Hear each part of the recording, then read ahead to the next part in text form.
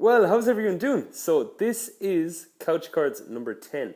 Today I'm going to talk to you about the importance of knowing what fingers to put on first when you're making a chord. So as an example, when I play my G, and we'll zoom in a minute, like lots of people starting out, they tend to go donk, donk, donk, one finger at a time.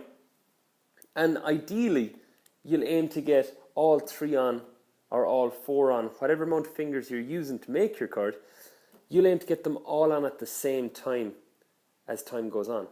Now, when you begin, that can be tricky. You have a few other things to watch too. So, really, what I tend to do, the advice I give to beginners is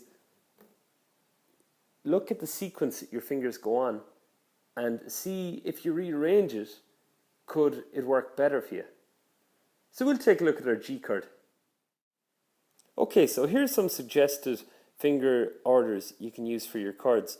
Again, everybody's different. You can have your own preference, so I'd suggest you to try out your own combinations as well.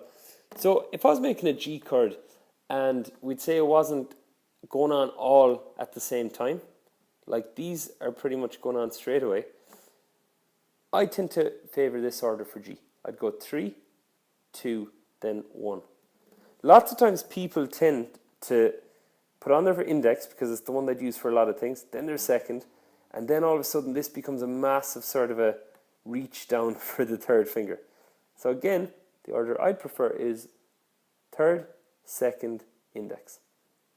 For the C chord, oftentimes you'll find some players, and just keep an eye out yourself, they'd go index, second, and this third finger would be down here, and then it has to come all the way up there. So for my C chord, you can try and get as fast as you can going 1, 2, 3. But since that third finger contains the root of the chord, since that's the first string that's going to get hit, you really need it on soon. So I tend to do this. If I was going from something like E minor, see the way my hand in midair is making the shape, the third is reaching up, the index is stretching back, and on it goes. That's what I like to do for C chord. The D chord then, like those two guys are opposite each other. So I'd always tend to get those on first, and then the third finger goes in the middle.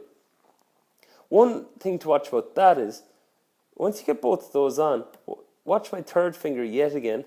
It's all the way down here, then it has to get up.